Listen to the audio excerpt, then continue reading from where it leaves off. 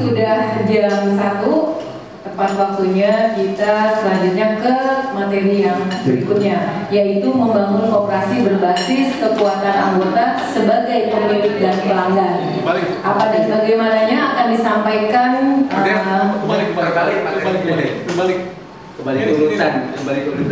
Oh, kita balik. Siap. Sesuai dengan ini. Makasih. Oh, Pak ganti dulu. Pak Kasih dulu. Oh. Materinya kembali. Oh, baik.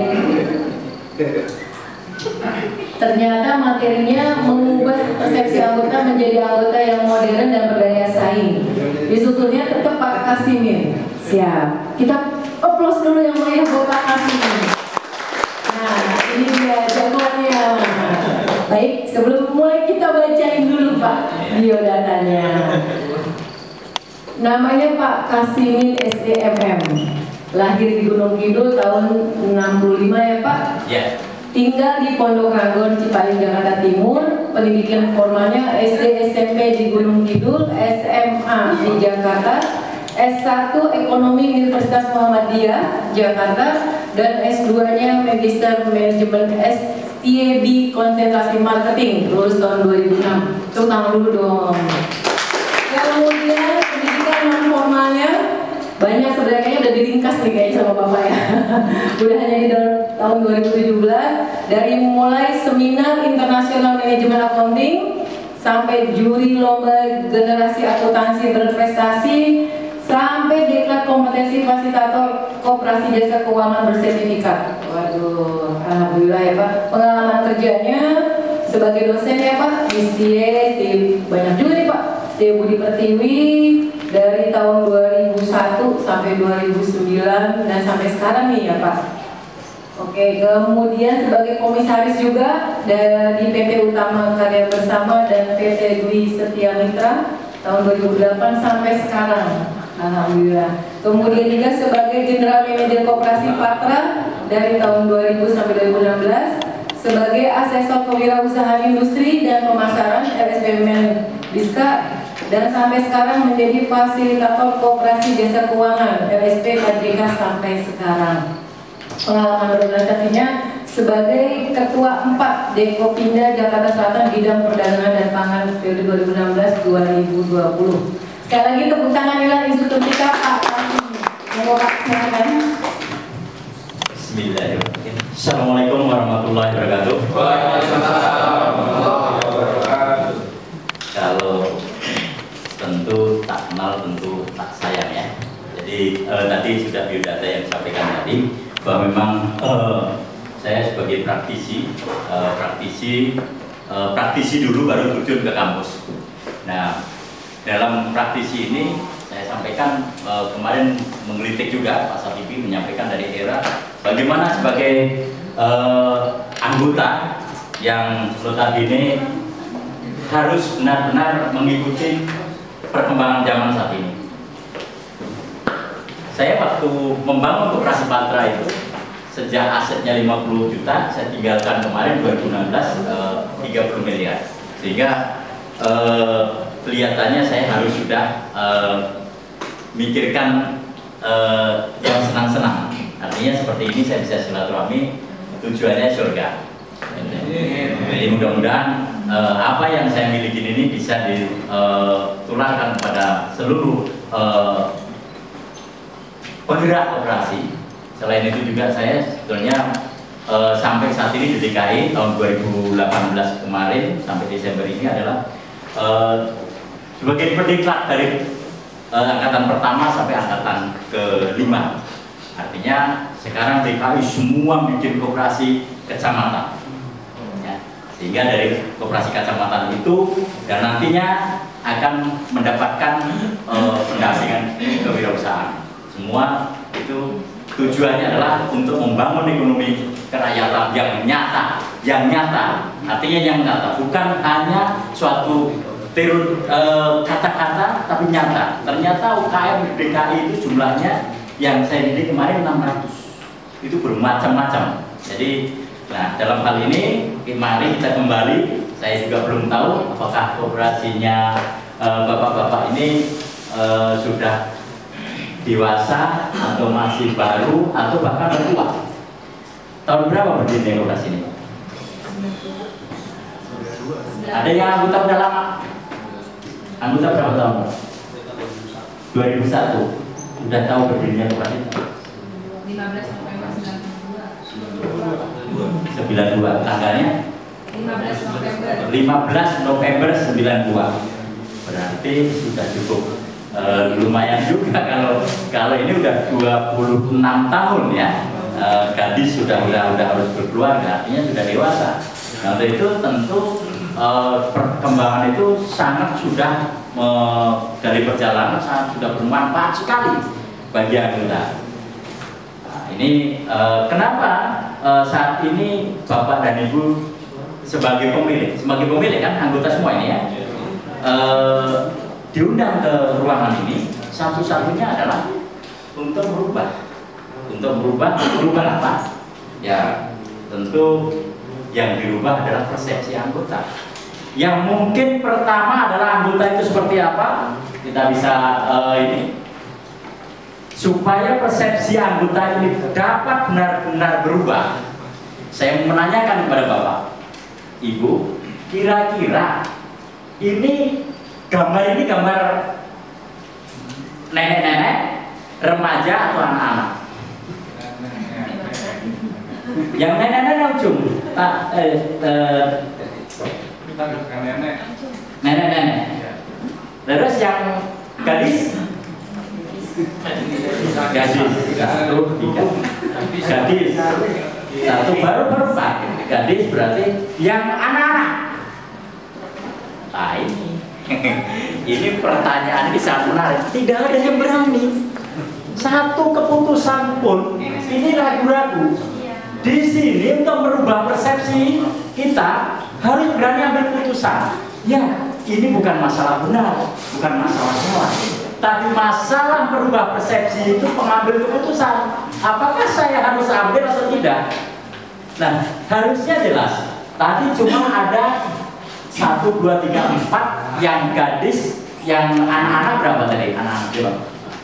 1, 2, 3, 4. Jumlah 4 sama 4, 8. Yang lain abstain. Oke. Nanti kita teruskan. Ya, jawabnya. Gak usah pikir lihat itu, tebak aja kan. Ini kan nggak perlu analisis ini. Lihat aja di pandangan kita kan. Oke. Nah, saya tanya nih, ya. Ini jumlahnya berapa? 4 kan? Di sana aja 4 dari Hong Kong. Ini 3. Siapa yang menjawab 4? Lihat. Siapa yang jawab 4? Acung tangan. 4. Yang 3? 3. Oke. Mana yang benar?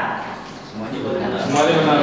Jadi ini artinya kita masuk ke topik bahwa bagaimana kita memandang dari 30 ini ya jumlahnya. 30 aja sudah berbeda pandang.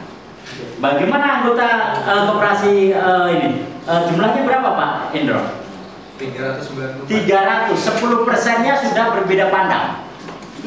Nah, untuk itu tugasnya adalah kalau koperasi kita mau maju, ya harus menyamakan pandang dan persepsi.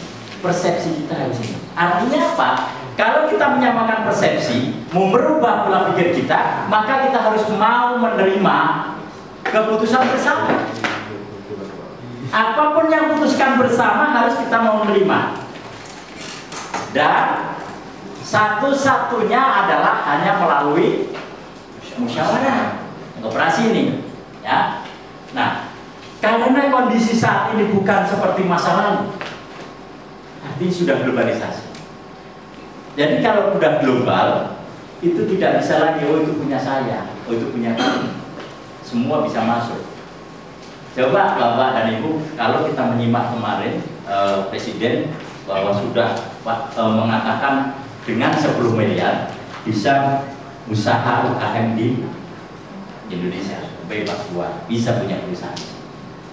10 miliar kira-kira bisa membuat ekonomi maju nggak? Nggak bisa. Kita juga kalau ini 10 miliar gampang banget. Kenapa nggak digerakkan kepada yang ekonomi pribumi? Kenapa harus terima 10 miliar dengan sendiri dia bisa usaha? Ini menjadi tantangan. Kita tidak bisa karena udah akta. Kita nggak bisa, oh jangan, nggak bisa. Hanya kita yang bisa. Apa? Mereka bawa apa ke sini? Bawa apa? Modal dan apa? Company. Kalau bawa company, maka lawannya kira-kira apa? Lawan kita, company. Harus perusahaan dilawan dengan perusahaan. Waktu perang, bambu runcing, kita harus senjata kita apa harusnya? Minimal apa?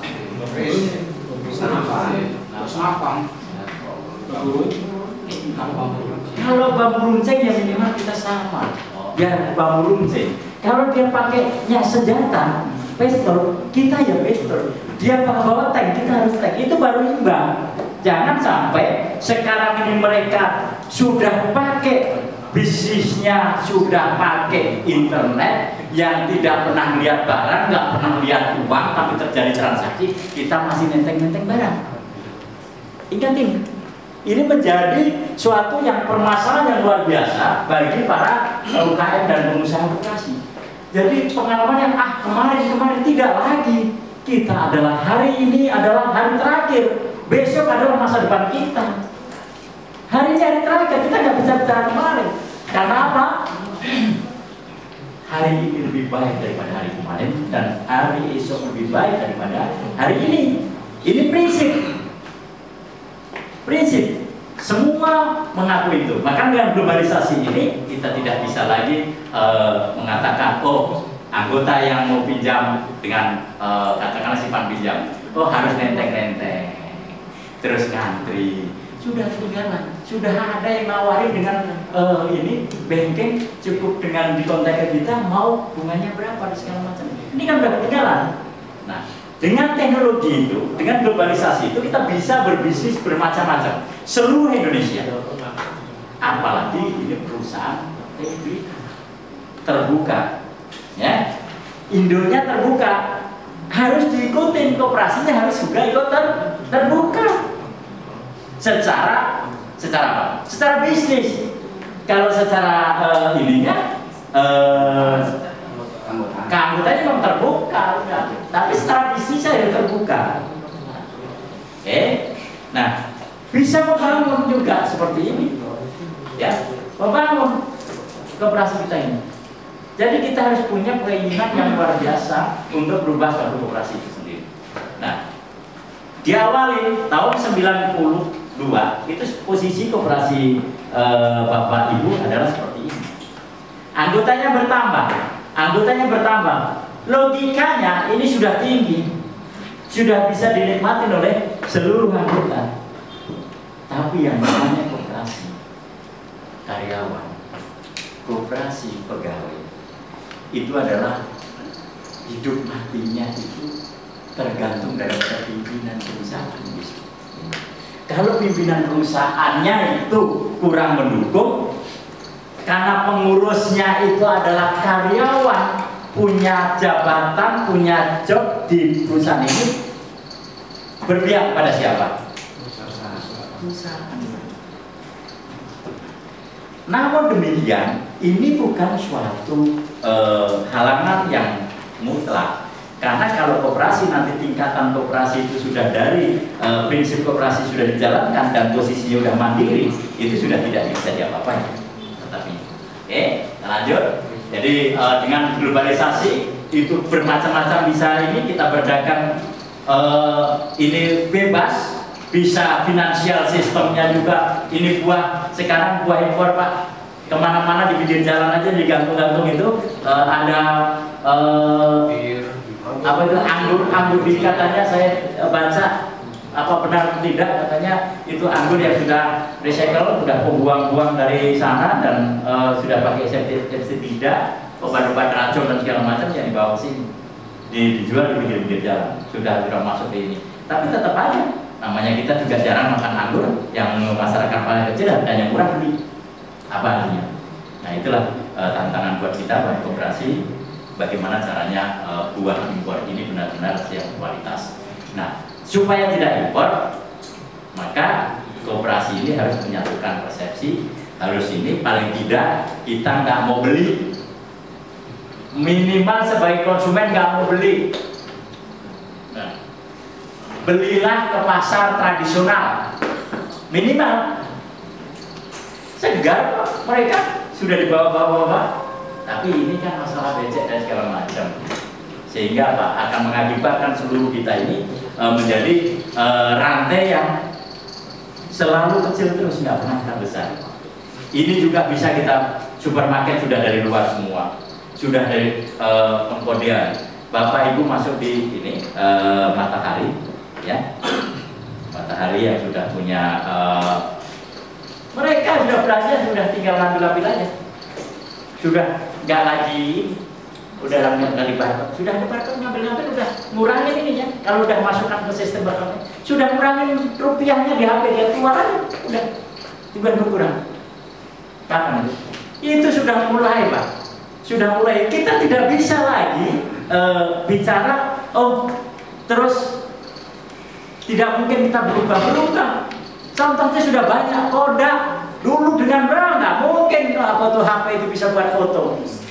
Terus Nokia, BlackBerry, nggak mungkin. Android itu apa? Itu kan ini. Sekarang mana? Tewas semua.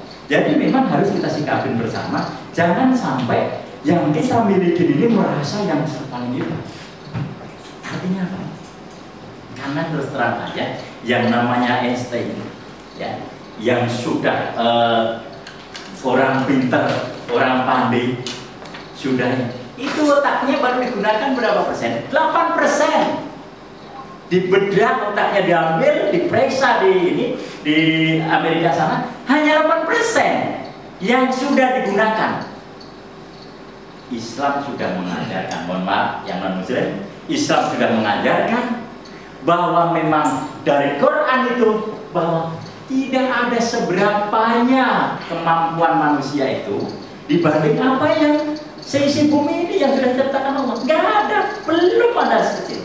Untuk itu, bagaimana kita merubah? Kita harus mau menerima masukan dari siapa saja dan kita olah melalui pemikiran kita. Pada endingnya kita akan berubah dengan sendirinya. Karena apa? Tidak mungkin kita selalu berpikir negatif. Oke? Nah, ini sudah dikopikan ya, pedoman dan segala macam ini mengenai simpan pinjam, bahwa intinya adalah ada di simpan pinjam itu hanya sebagai mediasi. Artinya di sini ada intermediasi antara penyalur, berarti penyimpan dan peminjam. Makanya ada khusus untuk ini. Unit simpan pinjam adalah salah satu-satunya ini.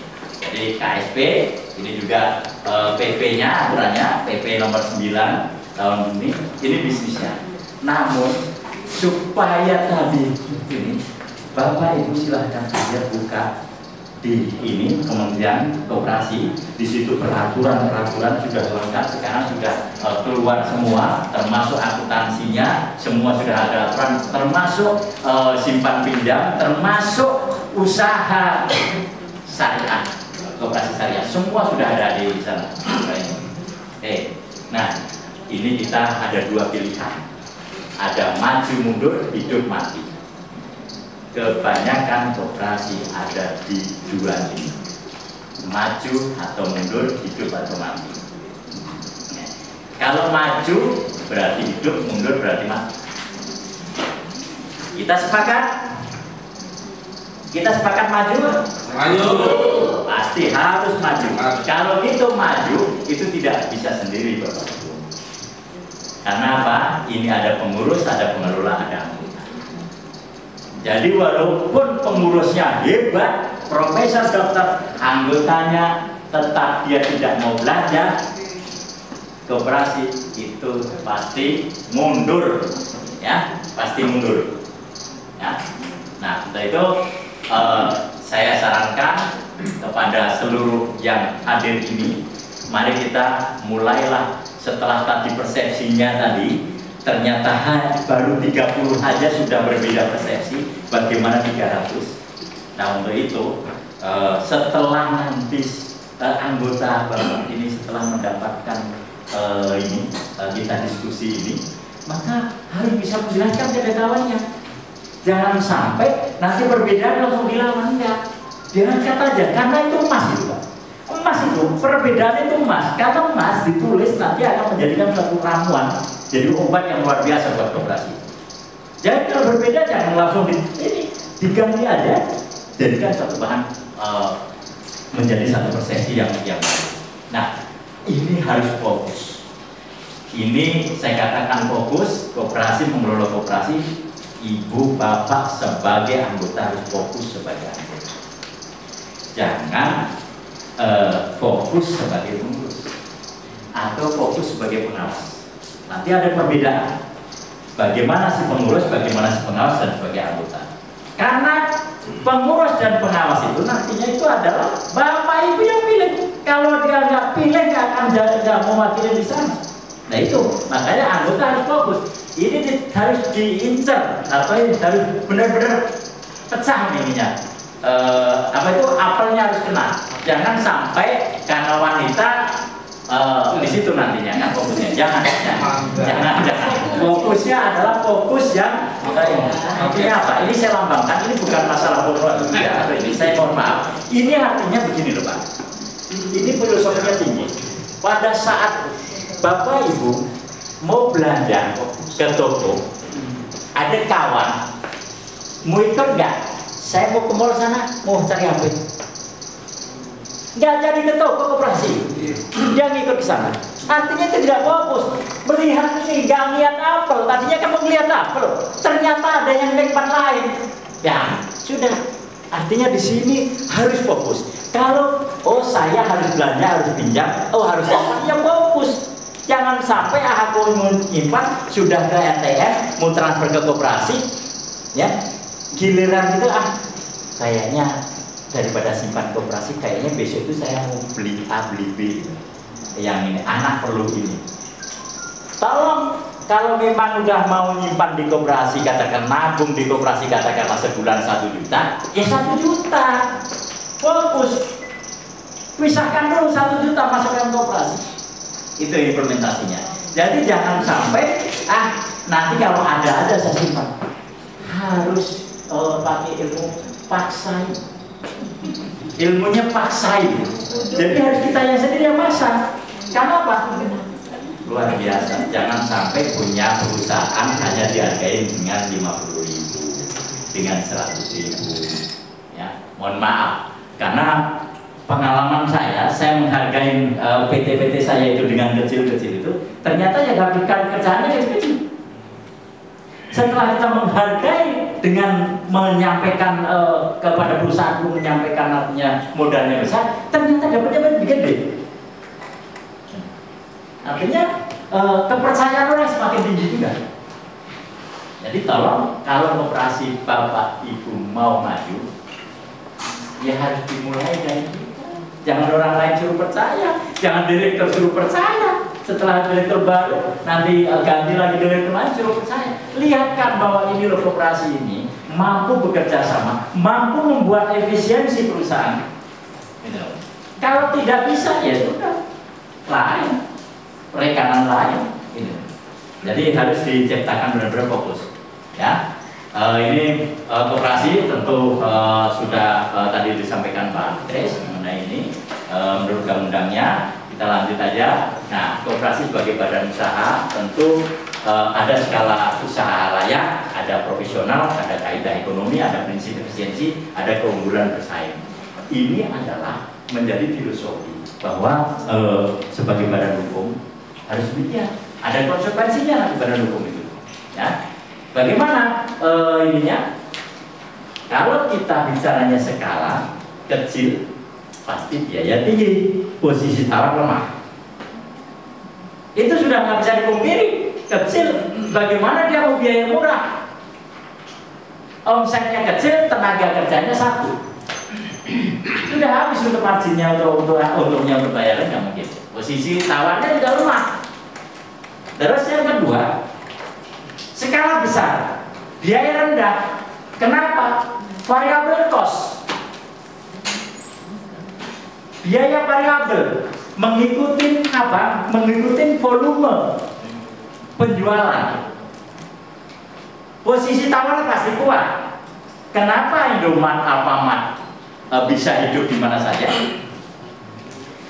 Itu karena apa? Mereka itu produk-produk yang ke ininya duitnya kuat, naruh 3 bulan, dia baru duitnya masuk, baru dia bayar 3 bulan. Kita nggak bisa kalau nggak bawa duit kecil, karena hilang apa-apa kalian. Tapi kalau ini hilang, mati itu pabrik.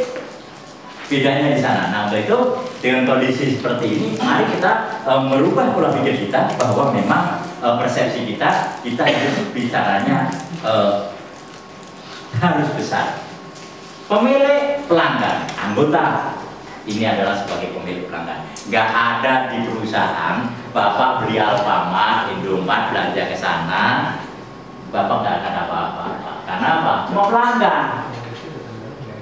Kalau di koperasi sangat murah. Kenapa sangat murah? Saya implementasinya nanti kalau Bapak Ibu menjelaskan kepada kawan-kawan yang anggota yang 300 itu yang tidak bisa belum ada kesempatan ikut di sini, kan pilihan semua ini. Bapak Ibu kan pilihan bagi anggota yang lain. Ya kan? Jadi begini. Coba kalau Bapak, Pak Siapa? Pak Dwi ke toko operasinya ada di sini? Nggak ada. Belum punya toko? The Bradel. PP. Ya? Tadinya nanti saya mau sampaikan ke Pak Kris tadi Pak terkait operasi di kantor itu kan. Oke. Di Jakarta perusahaan dari koperasi atau koperasi. Nah itu tadi di 2 wilayah itu. Oke. Karena apa? Karena nggak sewa. Ya. Bukan perusahaannya itu pemasukan. Ya. Nggak bisa sewa. Nggak sewa. Pengurus koperasi. Kebijakan perusahaan. Ya kebijakan karena nggak sewa. Lebih jelas tanya Pak Endro, Pak. Ini mohon maaf nih. Ini kalau istilah ini ya mohon maaf nih. Itu badannya sudah ini nih. Kayaknya kalau kayak saya gitu diabetes. Jadi ada kadar gulanya tinggi. Kalau sentuh sedikit langsung ini jadi reaksi gitu. Karena kekebalan tubuhnya nggak ada. Sama ini saya implementasikan. Tapi ada obat, tidak usah khawatir. Setelah Bapak Ibu berjuang mendapatkan ini apa pemahaman ini, insya Allah tokonya berdiri. Amin. Tidak lama lagi jatuh Januari pasti berdiri. Amin. Karena nanti saya kasih resep caranya. Ya. Karena saya pernah itu seperti itu. Pasti catat. Sekarang yang ada di sini apa?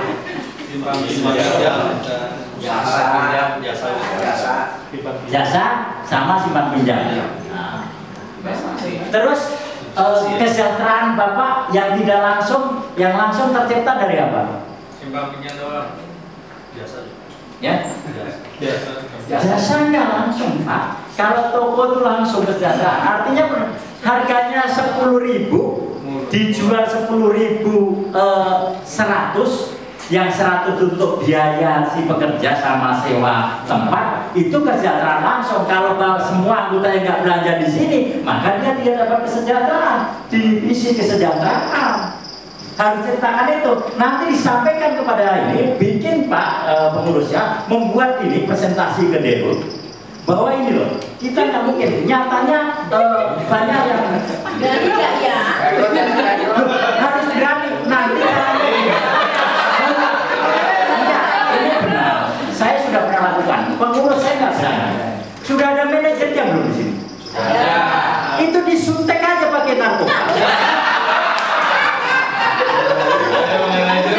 Biar keberaniannya tinggi. Saya dulu kan karyawan. Jadi saya dipilih. Berani nggak kalau serius? Ini serius. Jadi kalau sudah gaji itu, manajer Bapak itu digaji atau dengan targeting? Gaji. Nah, udah